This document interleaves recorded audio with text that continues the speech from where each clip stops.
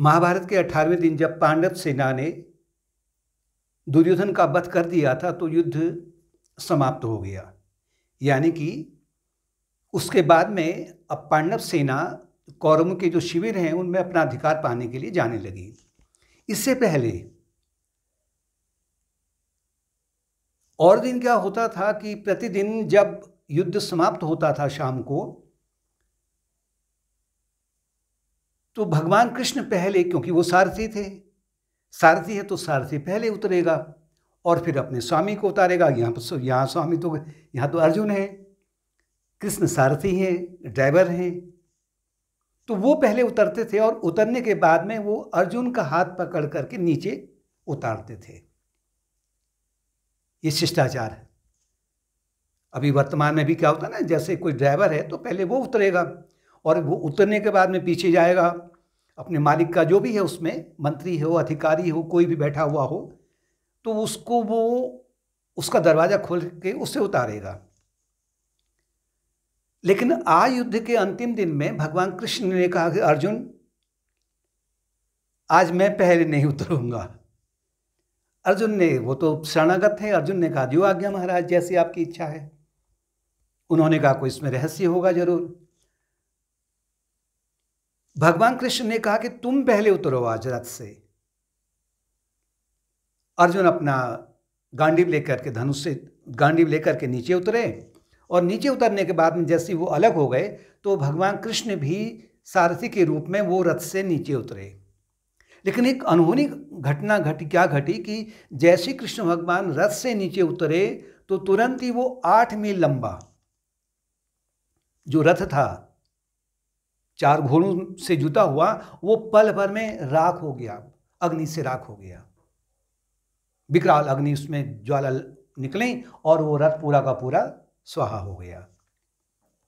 अर्जुन को बड़ा आश्चर्य हुआ कि ये हुआ कैसे आखिर में। तो भगवान कृष्ण ने कहा कि अर्जुन, ये रथ तो उसी दिन भस्म हो गया था जिस दिन अश्वत्थामा ने अपने पिता की, उनके पिता का जब वध हुआ था तो उसके प्रतिशोध में अश्वत्थामा ने अनुचित रूप से जो आग्नेयास्त्र को छोड़ा था, वो आग्नेयास्त्र ने तेरे रथ को उसी समय भस्म कर दिया था।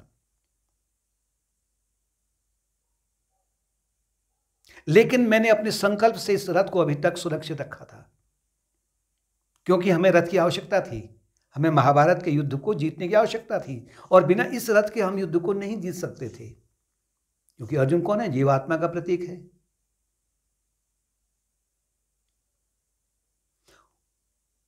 इसका तात्पर्य है, साधक को इसको ठीक से जानना चाहिए।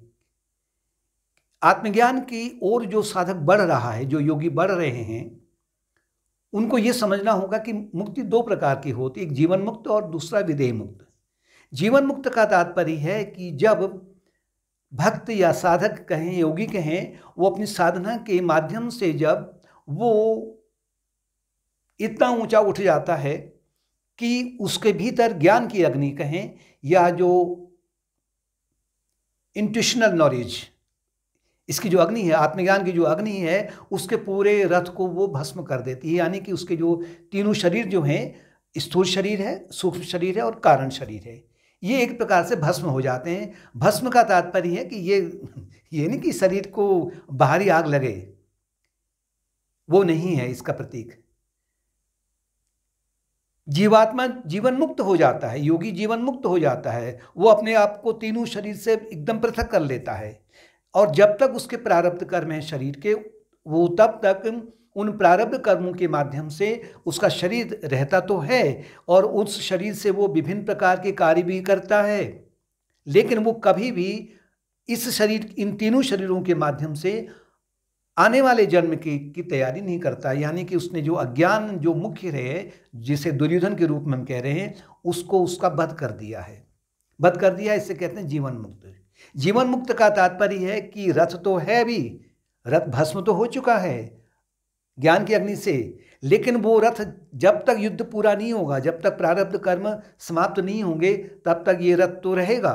बाहरी लोगों को लगेगा ये रथ है, कि योगी शरीर है, लेकिन योगी अपने आप को शरीर कभी नहीं मानता है उसके बाद में।